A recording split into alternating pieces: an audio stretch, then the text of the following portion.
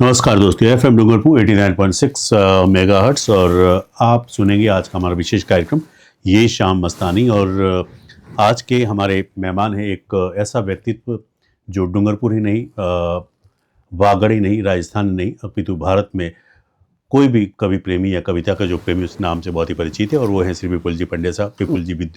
विपुल पंड्या विद्रोही जी, कैसे शुरुआत हुई कविताओं लिखने का? आपका शौक कैसे हुआ या किस तरह से शुरुआत की आपने?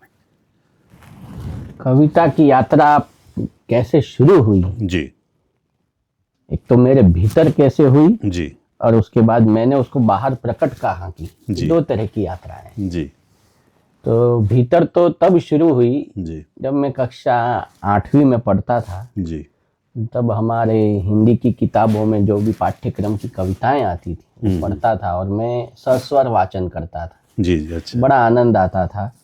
तो वहां से मुझ में भी कविता का एक बीजारोपण सा हुआ। छोटी मोटी तुकबंदी करना, ये करना, वो शुरू वहां से कर दिया था। जी। अच्छा। तो ये तो मेरे भीतर कविता कहाँ कब प्रकट हुई, जी जी दिन तो याद नहीं है कि किस दिन किस तिथि को प्रकट हुई, पर कक्षा 8वीं में जी जी मैं रहा हूँगा उस समय। जी। लेकिन जैसा कि एक बार आपने बताया था मुझे कि पहले आप एक श्रोता थे। जी श्रोता के रूप में आपने शुरुआत की थी, तो उसके बारे में हमारे दर्शकों को वो जो बात आप कर रहे हैं वो कवि सम्मेलनों में कैसे रुचि जगी, जी कैसे इंटरेस्ट आया, कवि सम्मेलनों की और मुख और रुख दोनों कैसे हुआ। तो मैं काफी समय तक कवि सम्मेलनों का एक श्रोता रहा। अच्छा। और सुन सुन करके मेरे भीतर भी वो बसने लगा, मानो कि मुझे भी एक न एक दिन जो मैं लिखता हूँ वो ऐसे प्रकट करने का अवसर मिले। जी। बांसवाड़ा में कुशल बाग में नवरात्र का प्रतिवर्ष कवि सम्मेलन होता है। वर्षों से ये कवि सम्मेलन चल रहा है और राजस्थान ही नहीं देश के माने हुए कवि सम्मेलनों में। तो वहां मैंने निरंतर 18 वर्षों तक, अच्छा, निरंतर कभी गैप नहीं रहा। नीचे जाजम पर बैठ करके देश के मूर्धन्य कवियों को सुना है जी। और वहीं से एक स्वप्न मन में पला कि एक दिन इसी मंच पर जी मैं भी कविता पाठ करूंगा। जी। तो बस ये शुरुआत थी कवि सम्मेलनों में इंटरेस्ट कैसे आया। जी। लेकिन श्रोता के रूप में भी पहले ऐसे कौन से कवि थे जिनको आपने सुना? शायद बड़ौदिया से आपने शुरुआत की थी। वैसे मूलतः तो विपुल जी डूंगरपुर, हाँ सॉरी, डूंगरपुर के धम्बुला गांव के रहने वाले, लेकिन शायद आपके पिताजी शारीरिक शिक्षक थे, गवर्नमेंट टीचर थे या गवर्नमेंट सर्विस में थे शायद। गवर्नमेंट आरएससीबी में थे, गवर्नमेंट सर्विस बागीदोरा में। जी। वो कहानी थोड़ी सी हमारे दर्शकों को बताइए। उसके बाद एक कविता आपसे जरूर सुनेंगे, लेकिन पहले वो जो बागीदोरा की जो कहानी है, जी, उसके बारे में बताइए। मेरा जन्म हुआ आजना में। जी। अर्थुना आजना, बांसवाड़ा जिले में। मेरे पिताजी की सर्विस रही बांसवाड़ा जी और बागीदोरा जी। वे विद्युत विभाग में थे, आरएससीबी में जी। तो काफी समय मेरा बागीदोरा में गुजरा है। और फिर मैं बांसवाड़ा के कवि सम्मेलनों को निरंतर सुनता रहता था और आसपास के कवि सम्मेलनों को। उस समय जब मैं छोटा था तो उस दौर के जो स्वनाम धन्य कवि थे, जिसमें थे शैल चतुर्वेदी जी का वो अंतिम दौर था। उसके बाद वो मंच पे नहीं आए थे, उनको मैंने 1-2 बार ही मंच पे सुना जी। उसके बाद प्रदीप चौबे जी, श्री हरिओम पंवार जी जो आज भी सक्रिय हैं जी। डॉक्टर कुमार विश्वास, एक बड़ा नाम है, आप सब परिचित हैं जी। तो इन सब, अनुसपन जी जी, डॉक्टर कीर्ति काले जी, ये स्वनाम धन्य कवि जी, इनको मैं सुनता मंच पे। हुल्लड़ मुरादाबादी जी को मैंने सुना, डॉक्टर सुनील जोगी को सुना, शैलेश लोढ़ा जी को भी मैंने मंच पर सुना। और जब मैं नीचे बैठ करके सुनता था तो वो भी, ये इनके भी शुरुआती दिन थे कुछ नाम। अच्छा। लेकिन काफी प्रभाव, इनकी अमिट छाप मेरे मन मस्तिष्क पर रहती थी। मैं केवल मनोरंजन के उद्देश्य से ही कवि सम्मेलन सुनने नहीं जाता था। अच्छा। मेरी ट्रेनिंग होती थी। मैं उसे एज ए स्टूडेंट सुनता था जी कि ये कैसे, ये परफॉर्म, कविता लिखी कैसे जा रही है, उसको प्रस्तुत कैसे किया जा रहा है, श्रोताओं के बीच में अपनी बात को कैसे इम्प्लीमेंट किया जा रहा है, उछाला जा रहा है और श्रोता उसको कैसे कैच कर रहा है, किस तरह की कविताएं भीड़ में चल रही हैं, किस तरह की कविताओं पर लोगों का प्रतिसाद नहीं आ रहा है, ये सारा मैं सीखता था। और विशेष रुचि तो मेरी रही संचालन के तौर तरीकों को सीखने में, कि ये कौशल मुझे खूब भाता था जी। और मैं देश के बड़े संचालकों को देखता था तो मन में एक आस पालता था कि एक न एक दिन मैं भी संचालकीय आसंदी पर कभी बैठूंगा जी। होता ना कि एक कोई भी काम आप शुरू करते हैं तो भले वो खेल की बात हो या साहित्य की बात हो या एजुकेशन या जो भी बात हो, कोई न कोई व्यक्ति आपको राह दिखाता है, आपको आजकल की भाषा में कहें तो ब्रेक देना जिसे कहते हैं। तो ऐसे कौन से व्यक्ति थे जिन्होंने कहा कि नहीं विपुल जी आप भी लिख सकते हो, आप भी बोल सकते हो, उसके बारे में थोड़ा बताइएगा। बहुत अच्छी बात है कि आपने कहा कि कोई न कोई आपका गॉडफादर जी या ब्रेक देने वाला जी होता है जी। दुर्भाग्य से मुझे ऐसा कुछ मिला नहीं। अच्छा जी। मेरी सारी यात्राएं मेरे स्वयं के पुरुषार्थ पर जितनी मैं हासिल कर पाया वह रही है। निश्चित रूप से मुझे आगे बढ़ाने में सहयोग बहुतों का रहा जी, लेकिन मुझे मंचों पर आने में संघर्ष, चुनौतियां भी काफी झेलनी पड़ी जी। किसी ने हाथ पकड़कर मुझे मंच पर किसी कवि ने नहीं चढ़ाया। अच्छा। मेरे गांव में बागीदोरा रहता था, वहाँ एक कवि सम्मेलन हुआ था जी। तो वहाँ के लोगों ने जो मेरे अपने थे, परिचित थे, उन्होंने मुझे मंच पर बिठाया जी। और उन्हीं को ही मैं प्रेरक मानता हूँ। धीरे धीरे मंच के साथी जुड़ते गए, कुछ बहुत आत्मीय रहे, उन्होंने अवसर भी दिए जी। और इस तरह से यात्रा बढ़ती गई। एज ए श्रोता आप कितने साल तक सुनते रहे और एक अच्छे श्रोता की क्या पहचान होती है? एज ए श्रोता मैंने एक कवि सम्मेलन के बारे में तो बताया, मैंने 18 साल एक ही कवि सम्मेलन को लगातार सुना। अच्छा। 18 वर्षों तक। वो बांसवाड़ा वाला? बांसवाड़ा प्रतिवर्ष होता था जी जी। उसके अलावा भी बांसवाड़ा डूंगरपुर जिले में जी जहाँ जहाँ भी स्तरीय कवि सम्मेलन होते थे मैं निश्चित रूप से जाता था, अपने एक दो मित्रों को तैयार करता। कभी मित्र तैयार हो जाते, कभी नहीं हो पाते तो मैं रोडवेजों में या जो व्यवस्था बन पड़ती सुनने के लिए चला जाता था। कम से कम 20-22 साल मैंने एज ए श्रोता काफी धैर्य रखा आपने। मतलब बाकी तो कोई आदमी टूट जाता है कि यार कुछ हो नहीं पा रहा है। मतलब उस दरमियान आपको कभी यूँ लगा कि आज मेरे को देखते देखते या सुनते सुनते 10 साल हो गए, 12 साल हो गए, उस पीरियड में आपने कभी मन में एक हुआ कि भाई पता नहीं मैं कब वहाँ पहुँचूंगा, ऐसा कभी हुआ? बिल्कुल निश्चित रूप से आपका कहना सही है कि जब आप खुद चाह रहे हो कि मैं भी उस मंच का हिस्सा बनूं और वो मंच आपसे केवल 2 फीट, 2.5 फीट, 3 फीट की दूरी पर है जी जी जी। आप नीचे बैठे और उस 2-2.5 फीट की दूरी को तय करने में जब आपको 20 साल 18 साल लग जाए तो अच्छों का धैर्य डगमगाने लगता है जी जी। लेकिन मैं एक तो ये भी मानता था कि ये ट्राइबल क्षेत्र है जहाँ पर मैं रहता हूँ और यहाँ पर इतने कवि सम्मेलन होते नहीं जितने कि देश के दूसरे हिंदी भाषी भागों में होते हैं। तो मैं जानता था कि यहाँ कवि सम्मेलन ही कम होते हैं तो अवसर मिलेगा। और जब तक अपना परिचय 8-10 लोगों में नहीं जाएगा, कम से कम आयोजक जो धन खर्च कर रहा है कवि सम्मेलनों पर या जो संयोजक है जो कवियों को बुलाता है उन तक अपना परिचय पहुंचेगा तो हमें कोई बुलाएगा। आज तो कोई मुझे न भी बुलाए, मैं सोशल मीडिया पे एक रील बना के डाल दूं दूर दूर तक परिचय पहुंच जाता है, लोग देख लेते हैं और उस मोबाइल से तय करते हैं कि इस व्यक्ति को बुलाना है या नहीं बुलाना। उस समय ये सोशल मीडिया, मोबाइल, इस तरह की चीजें नहीं थी तो मुश्किल तो था जी। पर कहते हैं कि जब कुछ ईश्वर ने लिखा ही ये था, इसलिए मुझे दूसरी ओर मुड़ने नहीं दिया। घर से कभी ऐसा होता था कि मदर फादर या कहते हो कि भाई क्या है रोज रोज चला जाता है बांसवाड़ा या डूंगरपुर? हाँ। ऐसा कभी आपको याद है? घर से वो तो अच्छी बात कही आपने जी। घर से अक्सर होता था जी जी। जब दूसरे लोग कंपटीशन एग्जामों की तैयारियां करते थे मेरे आस पड़ोस वाले, तो मुझे ये इसमें क्या पागल सा हुआ है, ये क्या दे देंगे। घर वालों को ये नॉलेज में ही नहीं था कि कवि सम्मेलन में भी कवियों को रुपया मिलता है, पैसा मिलता है। वो तो इसे यूं समझते थे कि अपने खर्चे जाते हैं, बोलते अच्छा है पर इससे घर थोड़ा चलता है। जी जी। तो मुझे भी ये ताने सुनने पड़ते थे।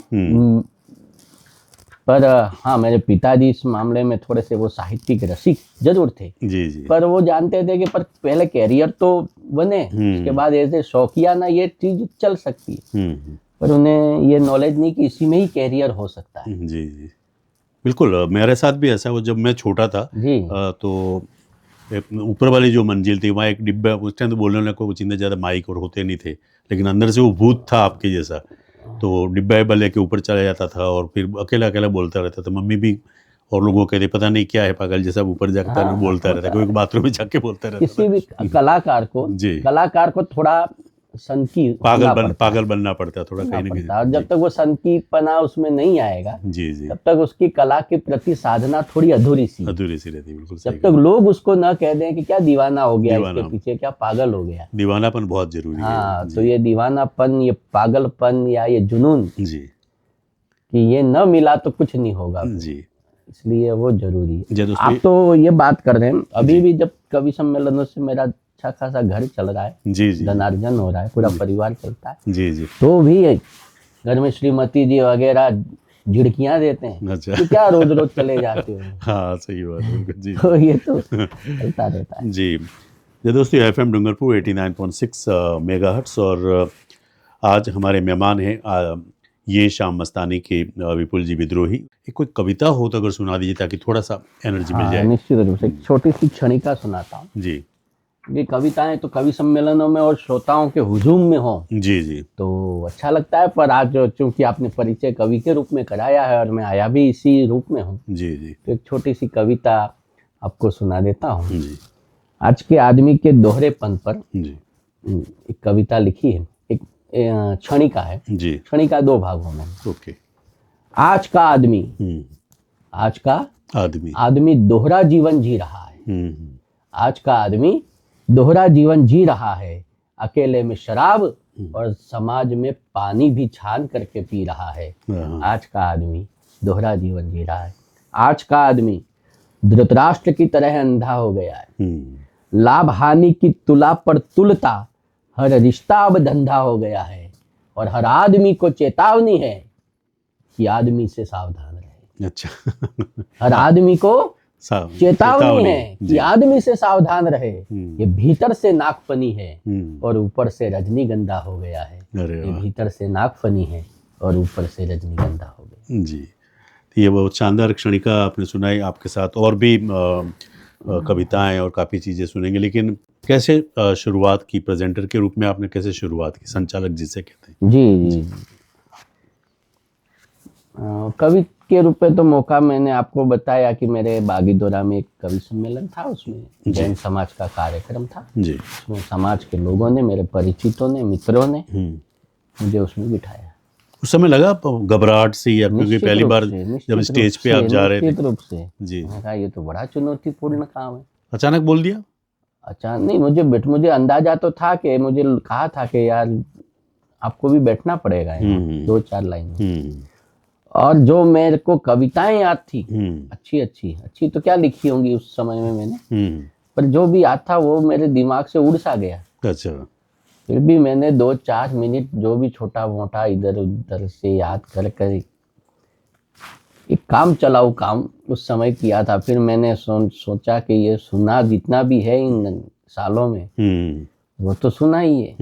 वो ऐसी चीज है कि जैसे आप रेसिपी बुक ही पढ़ रहे हैं, पर जब तक किचन में भट्टी पर चूल्हे पर चढ़े नहीं तब तक पकाएंगे नहीं तब तक अनुभव नहीं आएगा जी।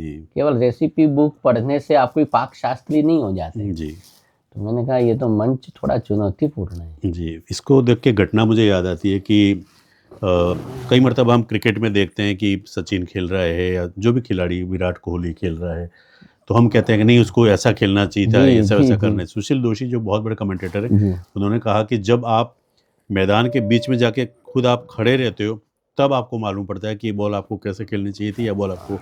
तो कैसा रिस्पॉन्स रहा वेरी फर्स्ट जो आपने कभी सम्मेलन में बोला? तो कोई क्या कहेगा कि बेटा तेने अरे बहुत अच्छा, मेरा काफी हौसलावर्धन किया, जी, उत्साहवर्धन किया।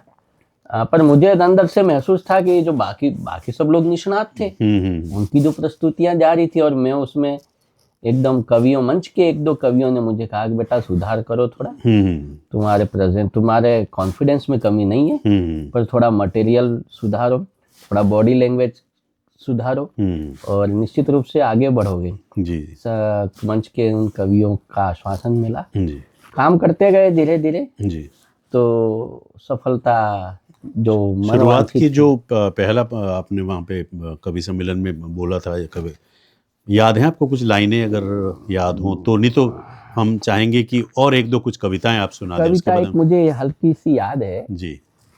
मैंने नारी पर कविता लिखी थी। अच्छा। नारी के त्याग पर। वह देखो दूर कलेजे को ठंडक पहुंचाती कोई नारी है। वह देखो। उस समय लगभग कितने साल के रहे होंगे आप? मैं करीब रहा हूँगा शायद 11वीं। अच्छा, 11वीं पढ़ रहे थे। 15-16 साल। हिंदी साहित्य और संस्कृत साहित्य दोनों मेरा सब्जेक्ट था। अच्छा, आर्ट्स। जी। कि वह देखो दूर कलेजे को ठंडक पहुंचाती कोई नारी है, सुध-बुध खो अपने तन की यौवन की मतवारी है। वह देखो दूर कलेजे को ठंडक पहुंचाती कोई नारी है, सुध-बुध खो अपने तन की यौवन की मतवारी है। पर ये क्या उसके गोरे तन के भीतर सुलग रही चिंगारी है। त्याग तुला पर उस नारी का पलड़ा सबसे भारी है। वह देखो दूर कलेज। तो इस प्रकार से शायद यही थी जी। तो ये तो शायद हुआ आपका जिंदगी का पहला एपिसोड, जो एक आपने वहाँ प्रारंभिक एपिसोड या फर्स्ट एपिसोड जो कह सकते हैं। उसके बाद आपने कहा कि काफ़ी कवियों को आपने सुना, वो चाहे कुमार विश्वास जी की बात हो या लोढ़ा जी की बात हो, या बहुत सारे नाम जो आपने गिनाए। क्या सीखा उनसे आपने, या क्या चीज़ आप में नहीं थी उस समय? सबसे पहला तो ये सीखा जी कि जब आप मंच पर और माइक पर हैं तो स्वयं को श्रेष्ठ मान, बिल्कुल सही।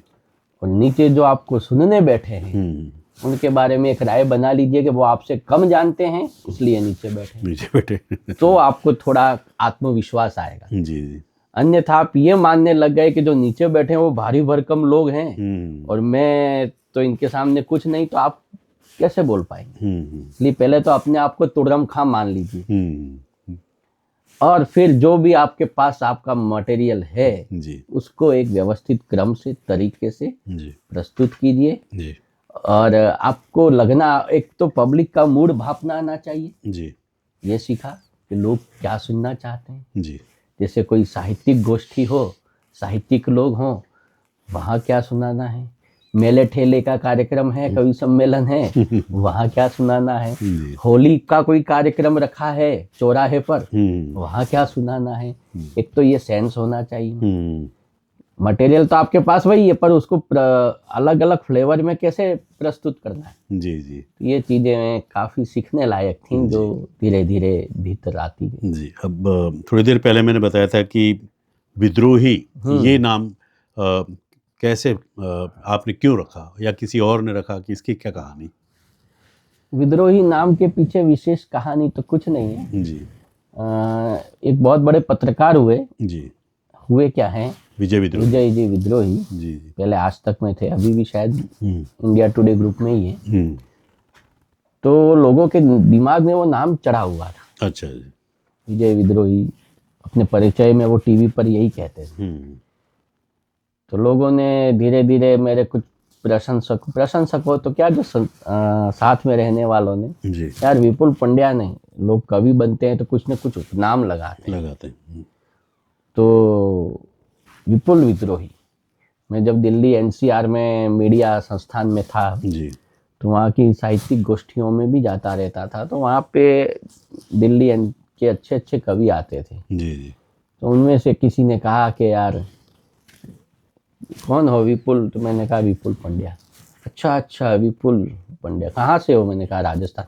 अच्छा राजस्थान से, विपुल विद्रोही, आज से तुम विपुल विद्रोही। अच्छा, राजस्थान का नाम? हाँ, राजस्थान में जैसे क्या ढीले ढाले कविता, विपुल विद्रोही। वो नाम हो गया सो हो गया। जी जी। मेरे को भी प्रारंभिक दिनों में तो अच्छा लगा, पर मेरे तेवर से वो नाम मैच खाता नहीं है। अच्छा। कविताएं मेरी उस तेवर की है नहीं कि जैसे ऐसा लगता है जैसे वीर रस का कोई व्यक्ति हो, ओजस्वी कविताएं भुजाएं फड़का देगा, पर मैं वैसा कविता नहीं। पर वो नाम एक बार मिल गया जी, वही पहचान बन गई, वही परिचय बन गया। तो स्वभाव और नाम का ये जो विरोधाभास है वही विशिष्टता बन गया। अच्छा जी। तो बस चल रहा है। वैसे किस तरह की कविताएं आप लिखते रहे अभी तक? क्योंकि मैंने बहुत बार मैं पढ़ता हूँ, आपको सोशल मीडिया में सुनता हूँ, तो अलग अलग टेस्ट के, कभी हास्य भी रहता है, कभी सामाजिक चीज़ों को लेकर भी रहता है, पुट रहता है जी, समसामयिक घटनाओं पर, जी, श्रृंगार पर, हास्य की क्षणिकाएं जिसमें व्यंग्य प्रधान हो, जी जी, इस तरह का कुछ मिला जुला है। किसी एक रस में आप मुझे बांध देंगे जी, तो मैं नहीं बंध पाऊंगा। जी, और एक्चुअली मुझे भी अभी ये पता नहीं है कि मैं विशेषतः किस रस का कवि हूँ, जी, पर हाँ ये है कि जो है वो सरस है। जी बिल्कुल। संचालक कैसे आए इस फील्ड में, और एक अच्छे संचालक के लिए क्या कुछ चीज़ें होनी चाहिए, वो हमारे श्रोताओं को या दर्शकों को बताइए। संचालक तो मैंने आपको बताया कि मेरा प्रारंभिक स्वप्न भी यही था कि अच्छा। कवि सम्मेलन में जाऊंगा और कवि सम्मेलन में भी संचालकीय भूमिकाओं में रहूंगा। तो निश्चित रूप से वागड़ के गांवों में कवि सम्मेलन होते थे, गणपति उत्सवों के या अन्य कई कवि सम्मेलन, तो उसमें मेरे को धीरे धीरे बुलाया जाने लगा। तो वहीं से मेरी ट्रेनिंग भी शुरू हो गई जी। तो संचालक के माइक पे मैं बैठता था जी और संचालन करता था, तो वहीं से गढ़ावट आपके संचालकीय व्यक्तित्व में आने लग गई जी। तो वहाँ से हुई। और एक अच्छे संचालक के गुण तो क्योंकि मैं बताऊंगा तो मेरे मुंह से ये कहना कि मैं अच्छा संचालक हूँ तो हो सकता है ये सही ना हो जी। पर अच्छे संचालक का गुण यही है कि वो अच्छा संचालक है। अच्छा उससे लोग प्रसन्न रहें जी। संचालक के पीछे कवि बैठते हैं जी, संचालक के आगे श्रोता बैठते हैं जी जी, आजू बाजू आयोजक या फाइनेंसर जिसको आप बोलते हैं, स्पॉन्सर जो रहते हैं। तो जो तीनों चारों दिशाओं में जो लोग बैठे हुए हैं जी और आप उनकी धुरी हैं, वो सभी आपसे संतुष्ट रहे। पीछे बैठे कवियों को भी ये न लगे कि यार ये क्या हमारा समय संचालन में खा रहा है जी जी, या एक को ज्यादा तवज्जो दे रहा है और दूसरे को, तो वो भी संतुष्ट रहें जी। सामने बैठा श्रोता वर्ग भी संतुष्ट रहे और उसको ये हो जाए कि यार संचालक बोले, कवि भी बोल रहा है और संचालक भी थोड़ा बोले जी, अच्छा लग रहा है। और फाइनेंसर जिसने आप पर पैसा लगाया है या किसी के रिकमेंडेशन पर आपको बुलाया है तो उसको लगेगा हाँ यार ये पैसा बिगड़ा नहीं जी।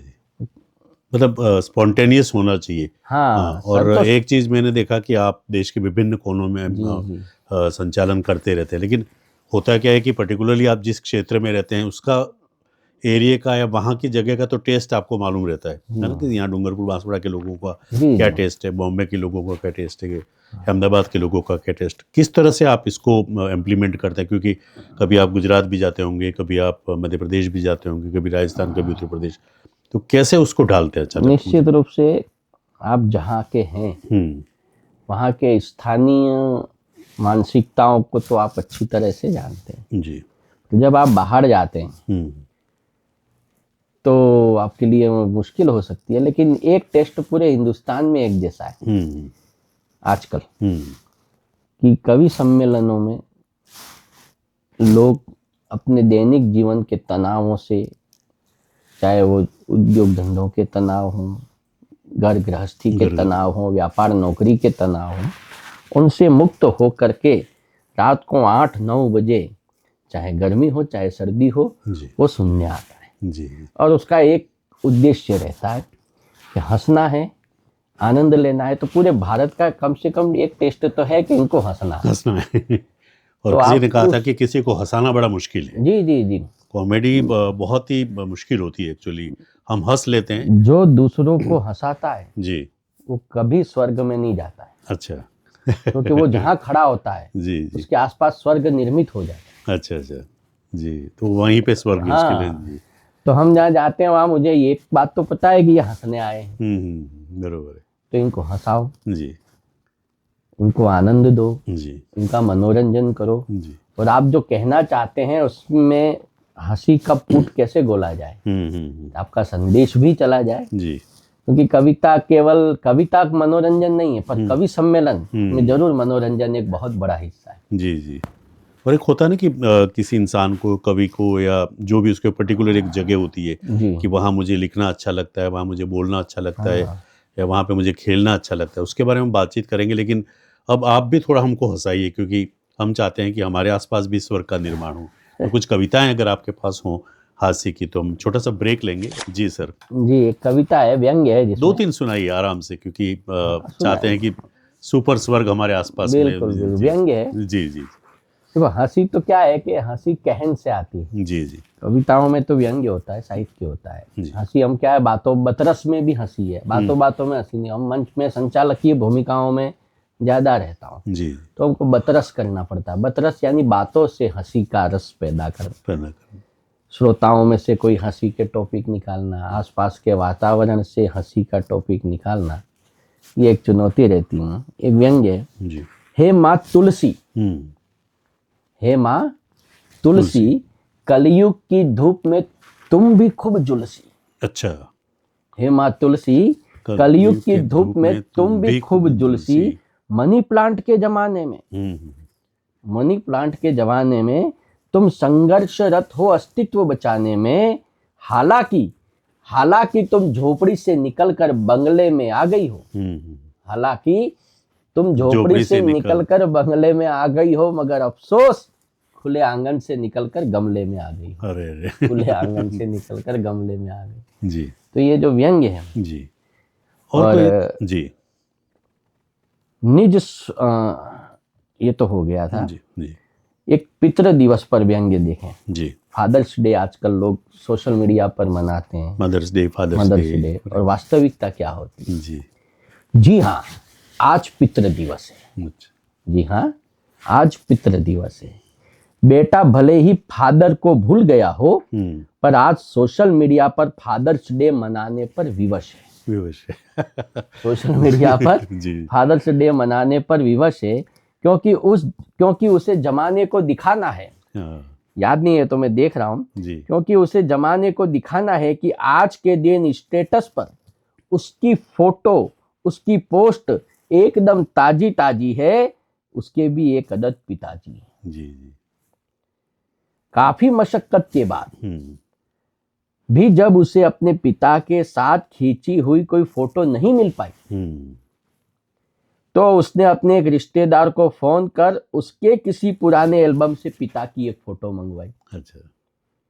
फिर तकनीक के सहारे पिता के फोटो के साथ अपनी फोटो मिलाई और फिर सोशल मीडिया पर चिपकाई। जी। नीचे लिखा, आई लव यू पिताजी। जी, जी।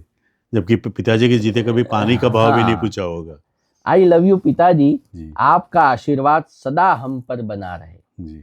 कुछ इस तरह है आजकल के श्रवण कुमार फादर्स डे मना रहे हैं, जबकि उनके पिताजी घर के किसी कोने में या किसी खैराती वृद्धाश्रम में अपने पिता होने का शोक मना रहे हैं। अरे वाह, शानदार। मतलब आपकी चीजें हंसाती भी हैं और उसमें हंसते हंसते भी एक आंसू भी तो हम बतरस से लेते हैं। जी, जी। बातों बातों में कोई रस निकल जाए। हमारे कवि सम्मेलनों में एक चीज प्रसिद्ध है कि आपने कभी गधे को हंसते हुए नहीं देखा। जी, जी।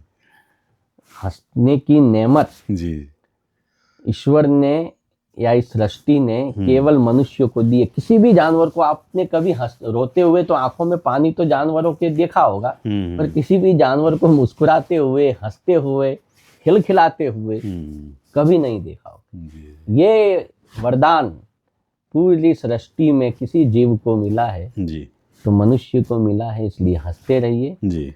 और यदि हमारे कवि सम्मेलनों में हम कहते हैं जी कि यदि कोई मनुष्य होकर के हंसने लायक बात पर भी मायूस होकर गुमसुम बैठा है जी, तो समझ जाइए कि ये गधा होने के प्रोसेस में। अच्छा जी। और यदि किसी गधे को खिलखिलाता देखें तो इंसान समझ जाइए कि ये मनुष्य होने की प्रक्रिया इसके भीतर शुरू हो गई जी। बिल्कुल। कॉमेडी की बात करें तो राजा महाराजा के जो एक मस्खरा हुआ करता था, जी विदूषक विदूषक या मस्खरा हुआ करता था नाटकों में, विदूषक महत्वपूर्ण जी, और बीरबल जैसे जो कैरेक्टर हैं जो दरबारों में भी रहते हैं, राज दरबार मस्खरे उस तरह के रहते थे। उसके बाद अलग अलग रामलीला वाले करने, रामलीला आई उसमें बहुत सारे कॉमेडी करते थे, अलग अलग नाटक मंचन में कॉमेडी करने लगे। उसके बाद फिल्मों में आए, फिर कुछ फुहड़ हास्य भी आया, फिर कुछ कवि सम्मेलन, हास्य कवि सम्मेलन भी हुए, स्टैंडिंग कॉमेडी आई अभी, और स्टैंडिंग कॉमेडी काफ़ी चली। उसके बाद कुछ शोज भी चले। तो आप क्या समझते हैं कि ये कैसे पाते हैं आप जो हास्य है? जी हास्य यदि निर्मल है, स्वच्छ है, तो वो हास्य है जी। हास्य का उद्देश्य यदि किसी की भावनाओं को दुखाना है तो वो उपहास है, दर्दनाक जी। और हास्य का कुछ भी कह करके हंसाने है, कुछ भी कह करके हंसाना है, तो फिर आप हंसी के साथ में खिलवाड़ कर रहे हैं। जैसे आजकल के कुछ स्टैंड अप कॉमेडियंस, पिछले दिनों तो काफी चर्चाएं भी हुई, आप कुछ भी कह दीजिए, हंसाने के लिए कुछ भी करेंगे क्या लोग? तो आप निर्वस्त्र होकर के रोड पे खड़े हो जाइए तो भी हंसेंगे लोग। तो क्या आप वहां तक पहुंचेंगे क्या हंसी के लिए? लोग आप पर हंस रहे हैं। एक चीज होती है हास्यात्मक होना और एक होता है हास्यास्पद होना। हास्यास्पद जी। ये तो हास्यास्पद चीज है, इसमें हंसी क्या है जी। जब मेरे हंसी तो वो है, कॉमेडी वो है, मैं, मेरे पिताजी, मेरी माताजी, मेरी पत्नी और मेरी दोनों बेटियां, हम सब मिलकर के परिवार में कोई शो देखें और आनंद से हंसें और एक दूसरे के सामने देख के संकोच ना हो, वो हंसी है जी। बाकी तो मुझे भी कोई ऐसी बात किसी कॉमेडियन ने कह दी तो मुझे भी इधर उधर बगले झांकनी पड़े, मेरी बेटियां उठ के चली जाएं, मेरा बेटा भी मेरे सामने सुन न सके, मैं पिताजी के सामने शर्मिंदा रहूं, ऐसी हंसी क्या जी। वो हंसी नहीं है, वो तो हंसी की हंसी है जी। हंसी की हंसी उड़ा रहे हैं आप जी। कुछ भी कह करके हंसाना, तो फिर तो आप तो कहीं उसका तो कोई लेवल ही नहीं जी। तो ये जो आजकल विकृति आई है, सोशल मीडिया ने काफी दी है, उसकी प्रसार खूब होता है। देखिए नेगेटिव चीजों का प्रसार खूब होता है, ये बात आप मान लीजिए।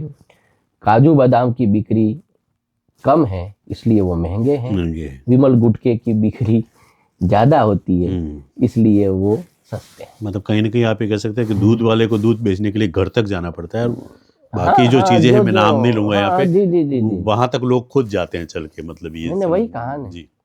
तो जो ये अपशिष्ट जो आई है, अपशिष्टता जो आई है, अश्लीलता जो आई, हंसाइए आपको। हमारे आप होली के गीत देखो, उसमें भी है कुछ, पर वो एक सिचुएशन पर आधारित। आप शादी ब्याह में अपने यहाँ वागड़ में तो कल्चर है जी, अपन वेवण कहते हैं ना जी, वेवण समधनों को। हाँ। तो समधन आपस में एक दूसरे को गालियां देती, मीठी जी, तकरारें करती हैं मीठी जी।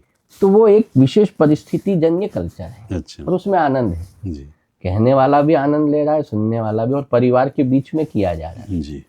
बाकी जो स्टैंड अप कॉमेडियन के नाम पर आप सोशल मीडिया खोलते ही कुछ भी बकते हुए, बकता शब्द में यूज करेंगे जी। बकते हुए लोगों को देख, तो आप भी कर सकते हैं ना, किसी को हंसाना ये तो एक दो गलत शब्द बोल दीजिए, कुछ गलत हरकत कर दीजिए, हंस जाएंगे लोग। थोड़ा सा सीरियस हो जाते हैं, कॉमेडी को थोड़ा पीछे छोड़ के। तो कॉमेडी भी आजकल ऐसी हो गई है कि अच्छे व्यक्तियों को सीरियस होना ही पड़ेगा जी। एक तो मैं आपको ये पूछना चाहूँगा, दो क्वेश्चन है मेरे पास। पहला क्वेश्चन, आपकी जो प्रेजेंटेशन या आप संचालन के होता है ना, पर्टिकुलर कहीं पे जाना अच्छा लगता है, वहाँ पे उस पर्टिकुलर होटल में जाके खाना खाना अच्छा लगता है, तो ऐसी कौन सी जगह है जहाँ पे आपको जाके एक सुकून मिलता बनाना अच्छा जी सुकून मिलता है आपको वहाँ पे जाके? और दूसरा, सामाजिक जो चीज़ें आजकल आप देख रहे हो, बहुत सारी चीज़ें हो रही हैं, और चूँकि आप एक कवि हो, उसके बारे में भी कविताएं सुनेंगे, लेकिन और आजकल कविताओं का या कवि सम्मेलनों का स्टैंडर्ड कैसा रहा? 2-3 क्वेश्चन मैं एक साथ में पूछ रहा हूँ आपको। पहला प्रश्न ये था कि आपका कौन सा जगह है जहाँ पे आप जाके संचालन करना मजा आता है, या आपको बहुत ही प्रेम मिलता हो, प्यार मिलता हो? बिल्कुल। और दूसरा, आज का कवि सम्मेलन या कवियों की स्थिति कैसी है? उसके बाद कुछ कविताएं आपसे सुनेंगे। अच्छे क्वेश्चन है आपके। जी। देखिए, मजा तो सब जगह आता है और सब जगह देना भी पड़ता है। कभी कभी आपकी परिस्थितियां भी, आपका स्वास्थ्य खराब है या आपके घर में या परिवार में या समाज में या आपके अभिष्टों में कोई अनिष्ट हो गया, अशुभ हो गया है, वो भी आपके दिमाग में चल रहा है, आप मन से दुखी हैं, पर चूंकि आपको कवि सम्मेलन का संचालन करना है तो आपको उस चीज को दबा करके शो मस्ट गो ऑन वाली परिस्थिति में लोगों को मनोरंजन देना है, तो वो करना पड़ता है। जहाँ आनंद की बात है, वैसे तो कोशिश ये रहती है कि हर मंच से हमें आनंद आए और हमारे से हर मंच को आनंद आए। पर फिर भी आपने एक पर्टिकुलर जगह का नाम पूछा है, तो अपना डूंगरपुर बांसवाड़ा तो है ही जी।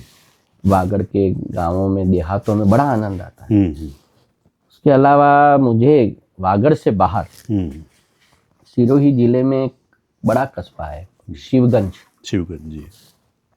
अपने कपड़ों के लिए बड़ा मार्केट है, राजस्थानी पोशाकों के लिए बड़ा मशहूर है। तो शिवगंज में मुझे बड़ा आनंद आता है कवि सम्मेलन का संचालन, और उसका नतीजा या परिणाम स्वरूप में शिवगंज में अब तक करीब 14 कवि सम्मेलन लगातार कर चुका हूँ जी। मुझसे पहले वहाँ कई लोग आते थे, बदलते रहते थे, पर जब से मैं गया वहाँ से फिर 14 सालों से संचालन की आसंदी पर मैं ही हूँ जी। और बाकी तो ये क्यों, उसका कारण यही है कि वहाँ मुझे बड़ा आनंद आता है जी। उनको मुझसे आता है जी। और ये एक भावनात्मक रिश्ता वहाँ जुड़ गया जी। दूसरा प्रश्न आपने पूछा जी, कवि सम्मेलनों का स्तर जी। निश्चित रूप से कवि सम्मेलनों का स्तर युग के अनुरूप परिवर्तित हुआ है। एक जमाना था जब राष्ट्र कवि दिनकर, मैथिली शरण गुप्त, ये बड़े बड़े लोग कवि सम्मेलनों में होते थे जी। और आज की स्थिति, क्योंकि आजकल कवि सम्मेलन में मनोरंजन का पुट 80% हो गया है, कविता का 20%। तो निश्चित रूप से थोड़ी बहुत इसमें विकार आना स्वाभाविक है, युग के अनुकूल हर चीज में आए हैं जी। तो इसमें भी आए हैं। हाँ, सकारात्मक चीज ये हुई है कि पहले कवि को गरीब समझा जाता था, झोला उठा करके बेचारे क्या मिलता है। आज कवि भी लग्जरी कारों में घूमते हैं, प्लेन से सफर करके एक दूसरे स्थानों पर जाते हैं। अन्यथा एक जमाने में तो सड़क पर खड़े रहते थे, लिफ्ट मांग मांग करके पहुंचते थे जी। आज अपने वाहनों से, निजी वाहनों से, दूरस्थ स्थानों पर फ्लाइटों से, कुछ बड़े कवि तो अपने चार्टर से जाने लगे हैं। तो ये एक अच्छा सकारात्मक लिविंग स्टैंडर्ड तो हर चीज में बड़ा है। हाँ, अन्यथा कवियों के बारे में कहा सरस्वती और लक्ष्मी दोनों परस्पर विपरीत हैं, ऐसा कहा जाता था जी। पर चूंकि सरस्वती और लक्ष्मी, अब कलाकार को लक्ष्मी भी मिल रही है, धन भी मिल रहा है यदि आप में हुनर है जी। और उस हुनर को पब्लिक के बीच में आपको आजकल के जमाने के हिसाब से एक शब्द इस्तेमाल कर रहा हूँ, आपको बेचना आ रहा है जी। तो आपको रुपया भी मिलेगा जी। तो मिल रहा है। कविता का स्टैंडर्ड थोड़ा सा कवि सम्मेलनों में डाउन हुआ है। दोनों जिम्मेदार हैं, नीचे बैठा श्रोता भी, ऊपर बैठा कवि भी। जैसे हम फिल्मों के बारे में कभी कभी चर्चा करते हैं, फिल्मों में इतने वाहियात चीजें आने लग गई, तो उसके लिए फिल्म मेकर जिम्मेदार हैं, उतने ही हम देखने वाले भी जिम्मेदार हैं। यदि ऐसी फिल्में फ्लॉप होने लग जाए तो कोई पैसा ना लगाए, पर वो चल रही हैं तभी पैसा लग रहा है। चल किसके कारण से रही? हमारे कारण। तो कवि सम्मेलन भी ऐसे स्तरहीन कवि सम्मेलन या स्तरहीन कविताएं या फुहड़ हास्य यदि न चले, श्रोता तुरंत आपत्ति करे तो अगले दिन से बंद हो जाए। पर अलग अलग मानसिकताओं के लोगों के बीच में आजकल कविता खड़ी है। पहले तो कवि सम्मेलन सुधी लोगों के बीच में होते थे, आजकल मेलों में कवि सम्मेलन, पुष्कर में, पशु मेले में कवि सम्मेलन होता है। पशु मेले, हाँ, पर्वतसर में होता है पशु मेले में। नागौर के पास एक कस्बा है पर्वतसर जी, तो वहाँ पशु मेले में बड़ा कवि सम्मेलन। अब ऐसी ऐसी जगहों पर कवि सम्मेलन आयोजित किए जा रहे हैं मनोरंजन के लिए। तो निश्चित रूप से थोड़ा सा हास्य के मामले में या हो सकता है। मतलब अल्टरनेटली लोग यही समझते हैं कि कवि सम्मेलन मतलब हास्य। हाँ, आजकल तो लिखो बैनरों पर हास्य कवि सम्मेलन, कभी आपने वीर रस कवि सम्मेलन, करुण रस कवि सम्मेलन, शांत रस भक्ति रस कवि सम्मेलन नहीं सुना है। हास्य कवि सम्मेलन जरूर, भले उसमें हास्य का एक ही कवि हो, पर हास्य कवि सम्मेलन जी। तो हास्य की और उसका कारण है कि भारतीय समाज, भारतीय क्या वैश्विक समाज आजकल कई तरह के तनावों से युक्त है। आप और हम भी यदि गंभीर बातें करेंगे तो 2 मिनट में या तो आप उड़ जाएंगे या मैं उड़ जाऊंगा, बरोबर, जब तक थोड़ी थोड़ी देर में ठहाका ना आए, आनंद ना आए जी। क्योंकि हम तनाव के लिए तो हमारे आसपास पूरे 24 घंटों में 22 घंटे 20 घंटे तनाव के ही है जी। 1-2 घंटे हम चाहते हैं कि आनंद जी। बिल्कुल, किसी ने कहा कि एक गीत था शायद सत्यम शिवम सुंदरम में, जहाँ ना पहुँचे रवि वहाँ पहुँचे कवि। और आप एक साहित्यकार भी हैं और ख़ास करके मैं आपकी चीज़ें मैं पढ़ता रहता हूँ, तो सामाजिक जो है उनके ऊपर तुम चाहेंगे कि हमारे श्रोता दर्शकों को कुछ सामाजिक समरसता को लेकर या सामाजिक जो है उनको लेकर। अब ये एक समस्या, अभी मैं कवि सम्मेलन में होता तो मुझे फोन देखने की जरूरत न पड़ती जी, क्योंकि वहाँ जो चलता है जी जी वो मुझे मुंह पर क्योंकि कविता सुनानी है, सामाजिक विषय पर सुनानी है जी, तो मुझे यहाँ देखना पड़ता जी जी। तो ये भी है जी, तरह तरह की चीजें हैं जी। जी दोस्तों, ये FM डूंगरपुर 89.6 मेगाहर्ट्ज और आप सुन रहे हैं आज का हमारा कार्यक्रम। एक व्यंग्य देखिए जी।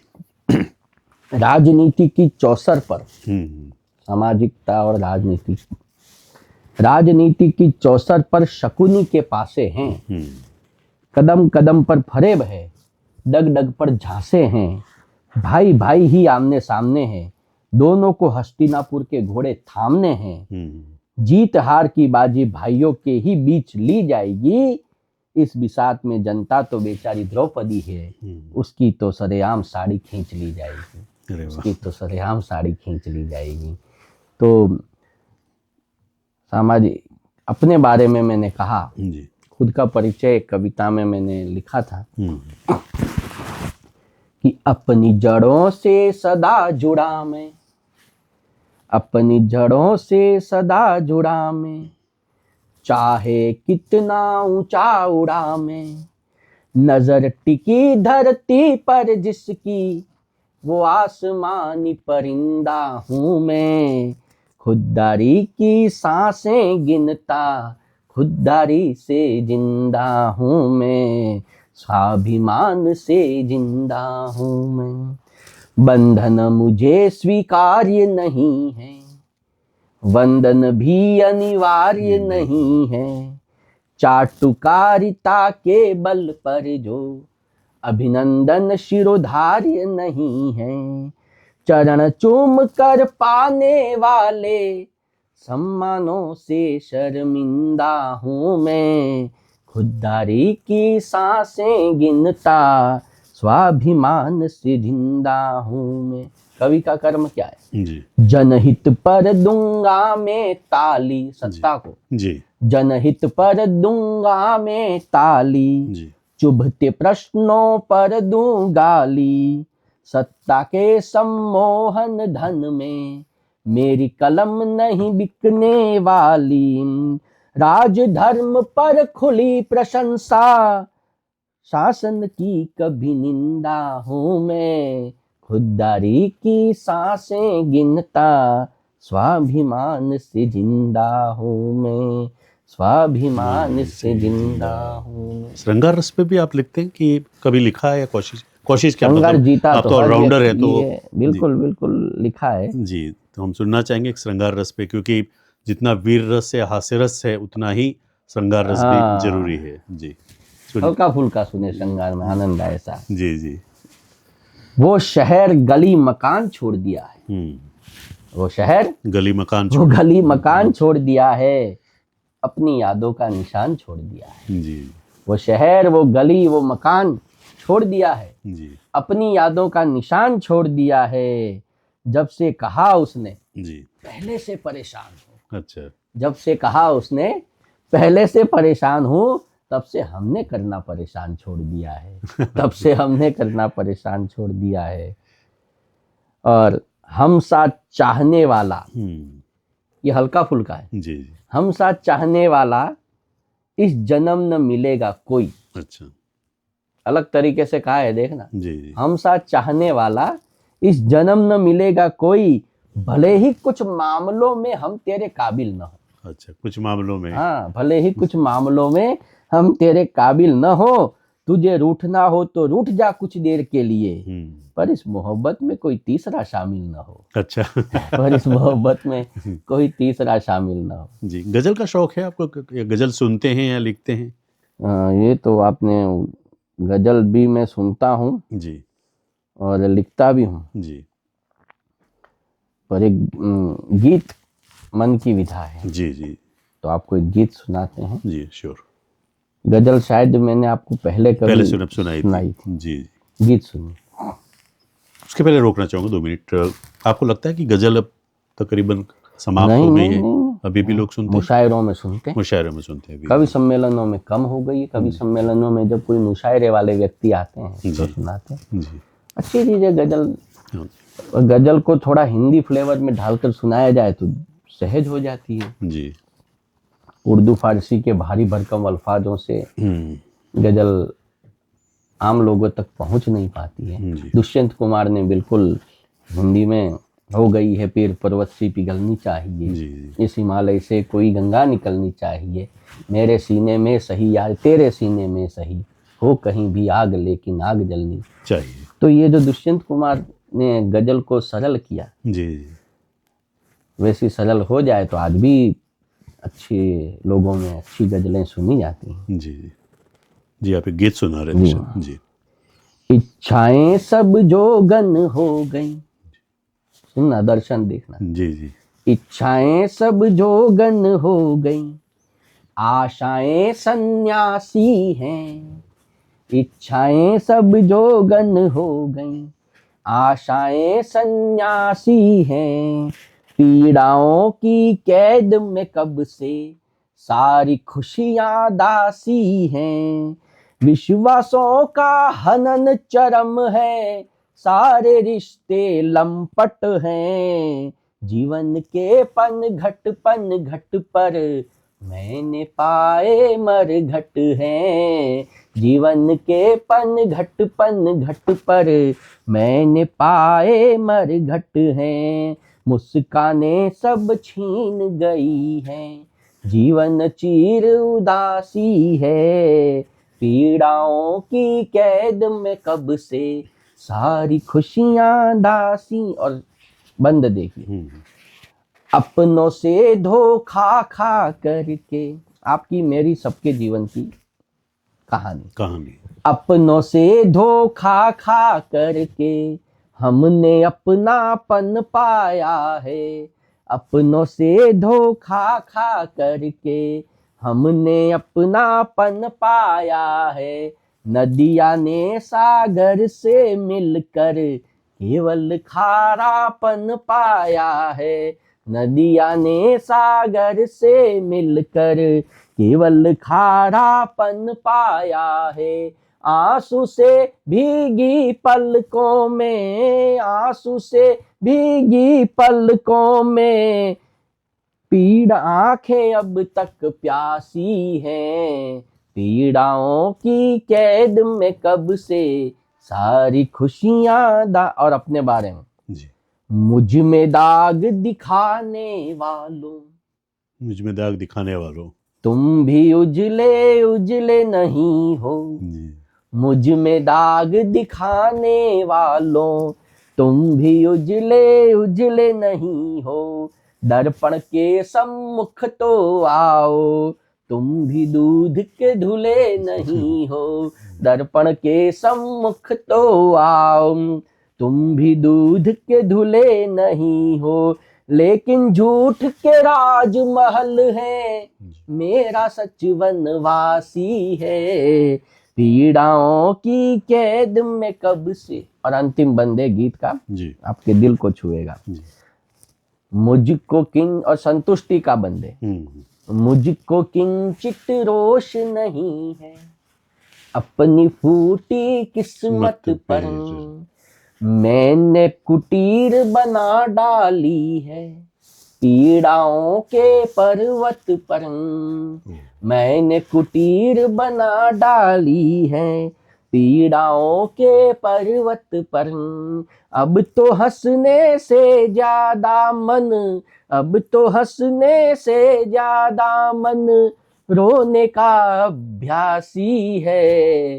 पीड़ाओं की कैद में कब से सारी खुशियां दासी हैं। जी, बहुत बहुत धन्यवाद आपको। लेकिन अब थोड़ा सा हमारे यहाँ लोकल डूंगरपुर, मतलब हमारा जो वागड़ क्षेत्र है उसके बारे में बातचीत करेंगे।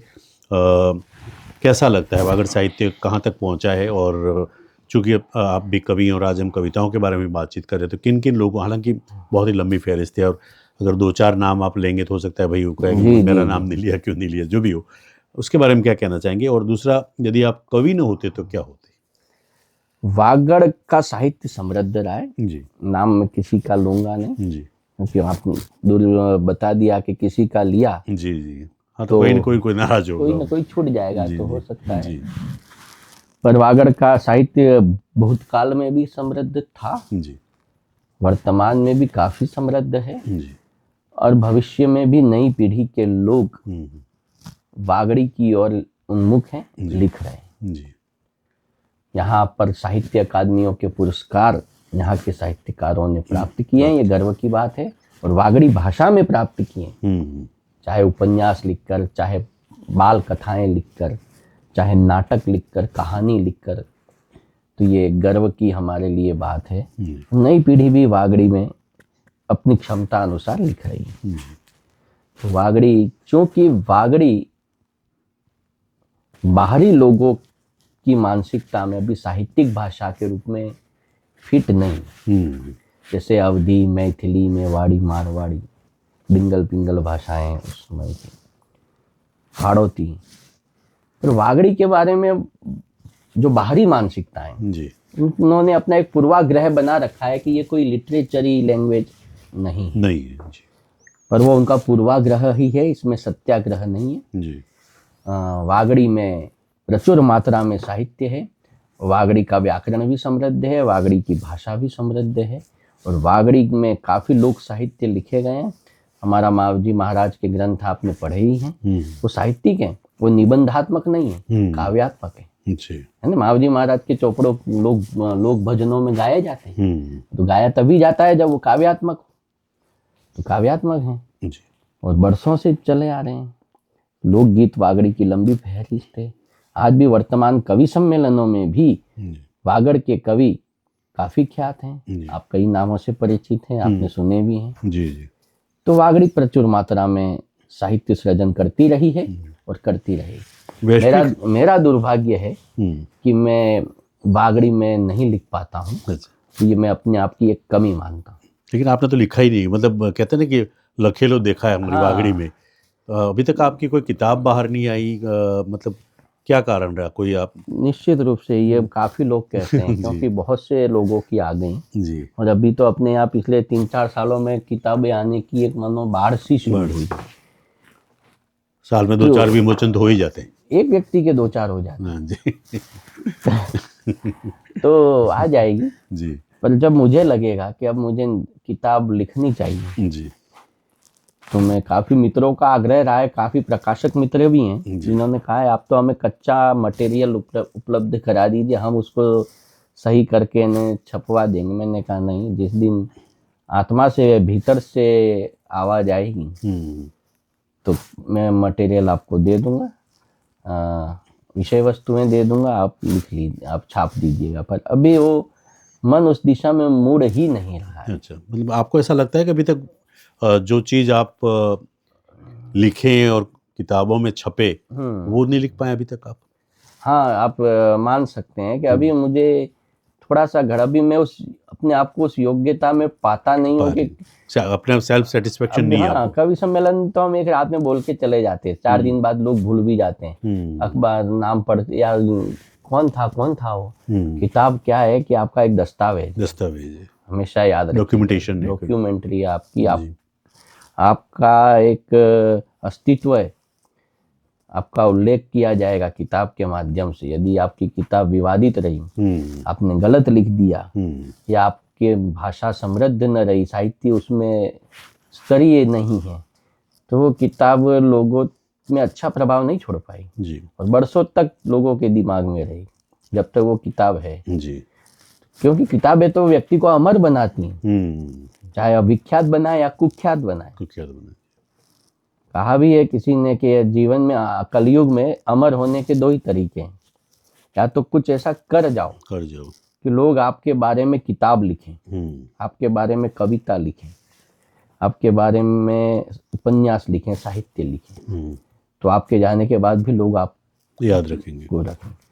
या तो कुछ ऐसा कर जाओ कि लोग आपके बारे में लिखें, या कुछ ऐसा लिख जाओ कि लोग आपके जाने के बाद भी वर्षों तक आपको पढ़े।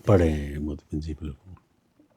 आपके आदर्श कौन रहे? बहुत ऐसे तो बहुत सारे होंगे, लेकिन फिर भी कवि सम्मेलन में या कवियों में, ये ऑल ओवर इंडिया में। और इसी का एक क्वेश्चन और जुड़ना चाहूंगा कि इस समय हमारे भारत की क्या स्थिति है साहित्य को लेकर विश्व स्तर पर? वैश्विक स्थितियों में भारत वैश्विक स्थितियों में वैसे ही शुरू से प्रभावी रहा है जी। वर्तमान तो बहुत प्रभावी है।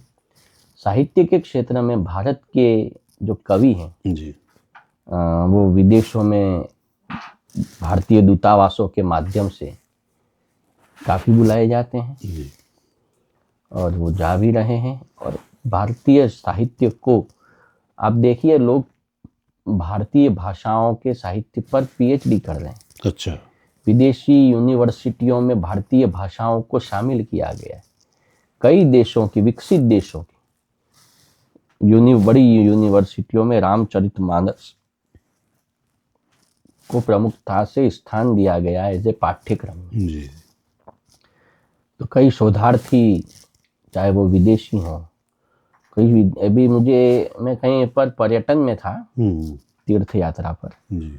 तो मुझे एक विदेशी युवाओं का ग्रुप मिला। तो वहाँ बातचीत से पता चला कि ये लोग शोधार्थी हैं। अच्छा। यूरोप के किसी देश के थे और वो शोध करने के लिए आए। अच्छा। और सभी के पास में, किसी के पास रामचरितमानस है, किसी के पास भारतीय साहित्य के या पौराणिक ग्रंथों की अन्य किताबें हैं। और उसके माध्यम से, जैसे रामचरितमानस के किसी कांड में चित्रकूट का वर्णन आया है, तो वो चित्रकूट की ओरिजिनल लोकेशन भारत में देखने के लिए आए हैं कि ये ऐसे ही लिख दिया गया है कि है। अच्छा। तो वो चित्रकूट देखने आए हैं। हाँ। वो यहाँ पर ये देखने आए हैं कि नैमिषारण्य है या नहीं है, या ये खाली किसी कवि की कल्पना की उपज है। तो वो ये देख, तो भारत रामचरितमानस में, रामायण में जो जिन स्थानों का उल्लेख है, उन सब को भारत में जा करके देख रहे हैं कुछ युवाओं को। मैंने कहा क्यों? बोले हम शोध कर रहे हैं। पीएचडी के विद्यार्थी हैं, किसी यूनिवर्सिटी का नाम लिया था वहाँ से। तो ये कितनी बड़ी बात है। एक होता नहीं कि एक किसी घटना पे या किसी बात पे किताब लिखी जाती है या जो भी है, और बहुत सारे काल्पनिक होते हैं, जैसे कि चंद्रकांता करके एक सीरियल आया था, या फैंटेसी जिसको बोलते हैं। तो आपके हिसाब से आप किसे ज़्यादा पसंद करते हैं? फैंटेसी को ज़्यादा पसंद करते हैं जो वास्तविक घटनाओं पे या जिनकी कहना चाहिए जीवंत या लाइव जिसको कहते हैं? दोनों ही अपने आप में विशेष स्थान रखते हैं जी। कल्पनाओं के माध्यम से लिखना भी कोई आसान चीज़ नहीं है जी। और वास्तविक हकीकत को भी जब आप लिखने बैठेंगे तो उसमें कुछ कल्पनाओं का पूट तो डालना ही पड़ता है। जी। किसी आंखों देखी घटना को कहानी में ढालने के लिए आपको कुछ उसको साहित्यिक कलेवर में लाना ही पड़ेगा। जी। तो उसमें फिर कल्पना निहित हो जाती है। तो निश्चित रूप से दोनों चुनौतीपूर्ण है। जी। और मुझे जो अच्छे लगते हैं, चाहे वो कल्पना के माध्यम से लिखा गया हो, चाहे हकीकत के माध्यम से लिखा गया हो, लेकिन लिखा ऐसा गया हो कि आपको ऐसा न लगे कि ऐसा तो हो ही नहीं सकता है। जी जी। हाँ यार, ऐसा दुनिया में होता है। जी जी। ये सच लिखा है। जी जी। ये भाव आपको, और आप उससे जुड़ने लग जाए। आपको कोई कहानी, कोई उपन्यास ऐसा लगे कि हाँ यार, ये तो आपने आसपास ही कहीं घटित हुआ है। जी जी। ये उस लेखक की भी सफलता है। जी, बहुत बहुत धन्यवाद विपुल जी, आज हमारे बीच आए। और इससे पहले कि हम हमारा आज का कार्यक्रम खत्म करें, मैं चाहूँगा कि आप कुछ संदेश दें हमारे श्रोताओं को, दर्शकों को, और उसके बाद अगर हो सके तो एक आधी कविता और सुना दीजिए। संदेश मेरा, मैं तो संदेश देने की स्थिति में नहीं हूँ जी। संदेश तो जो उपदेशक देते हैं वे हैं जी। लेकिन उपदेश में चूंकि कवि हूँ तो यही दूंगा। आजकल काफ़ी नए टैलेंट आ रहा है कविताओं में, कवि, लेकिन एक है कि सोशल मीडिया का इतना कुप्रभाव भी है अच्छा प्रभाव के साथ कि हर व्यक्ति चाहता है कि मैंने आज कविता लिखी है, 2-4 बार सोशल मीडिया पर डाल दिया, अब मैं कल से हरिओम पवार बन जाऊं, कल से मैं कुमार विश्वास बन जाऊं, कल से मैं ये बन जाऊं, वो बन जाऊं। जबकि उन लोग जैसे आप बहुत अच्छे खिलाड़ी रहे क्रिकेट के, अब आप और कोई बच्चा अभी नया आया है, खिलाड़ी नहीं रहो, प्रेजेंटर रहो। हाँ, प्रेजेंटर रहे और कोई अभी नया आया है, कोई खिलाड़ी नया आया है और वो एक दिन में चाहे कि मैं 1 सेंचुरी भी लगा ली उसने, पर मुझे लोग सचिन तेंदुलकर जैसा सम्मान देने लग जाएं, भाई उसकी जो साधना है वो 20-22 साल की साधना है, उसके बाद वो गॉड ऑफ क्रिकेट कहलाए। जी। खिलाड़ी तो सभी हुए हैं, आज विराट कोहली सचिन से रिकॉर्ड के मामले में आगे निकल गए जी, लेकिन वो गॉड का दर्जा नहीं पा सके, बिल्कुल से, है ना जी। तो वो चीजें, वो महानता है। तो कवि सम्मेलनों में आइए, खूब कविताएं लिखिए जी, लेकिन ये मत सोचिए कि आप कल का कुमार विश्वास की जगह बैठ जाएंगे कि आपको अब जैसे डूंगरपुर का बड़ा कवि सम्मेलन है, अखिल भारतीय कवि सम्मेलन, यार इसमें मुझे भी स्थान मिलेगा, पर थोड़ी साधना तो कीजिए। आपने अभी जुम्मा लिखे तो साल भर हुआ नहीं और अभी आपको प्रेजेंटेशन का विशेष कोई अनुभव नहीं और डायरेक्ट आप चाहें कि अखिल भारतीय मंच पर मैं चढ़ जाऊं तो नहीं हो सकता, और हो भी जाए तो आपके लिए नुकसानदायक होगा क्योंकि वहां आपकी इतनी माइनस मार्किंग होगी तो आपका हौसला ही बैठ जाएगा और भविष्य में लोग कतराएंगे। फिर वो एक बार गलत तो इमेज चली गई आपकी कि यार ये तो सही नहीं है। First impression is last impression. तो धैर्य रखिए, अपने आप को घड़िए, गोष्ठियों में जाइए, घड़िए और अपने आप लोगों की नजर, आप में कुछ है तो लोगों की नजर पड़ती है। जी। और आप में नहीं है तो आप कितना ही सामने जाएं, लोगों की नजरों में आने की कोशिश करें जी, पर वो नहीं चलेगा। एक आधी कविता अगर सुना सके। चक्रवर्ती भी समय की चाल से चारों खाने चित्त हैं। चक्रवर्ती भी, ये देखिए जी। चक्रवर्ती भी समय की चाल से चारों खाने चित्त हैं, पांडित्य झाड़कर सम्मान पाने वाले वस्तुतः वैचारिक विक्षिप्त हैं। अच्छा जी। वस्तुतः वैचारिक विक्षिप्त हैं और जिस तिजोरी की रखवाली को आप अपनी मिल्कियत मान बैठे हैं, जिस तिजोरी की रखवाली को आप अपनी मिल्कियत मान बैठे हैं, दरअसल वो किसी और की है, आप तो केवल निमित्त हैं। अच्छा। दरअसल वो किसी और की है, आप तो केवल निमित्त हैं। बहुत धन्यवाद विपुल जी। वैसे तो और काफ़ी कुछ सुनना चाहते थे लेकिन समय की भी एक सीमा है और बहुत जल्दी आपसे एक बार फिर से जुड़ेंगे और बस क्या कहें, कुछ शब्द नहीं है लेकिन बहुत बहुत धन्यवाद आपको। Thank you very much. और मेरी भी शुभकामनाएं हैं जी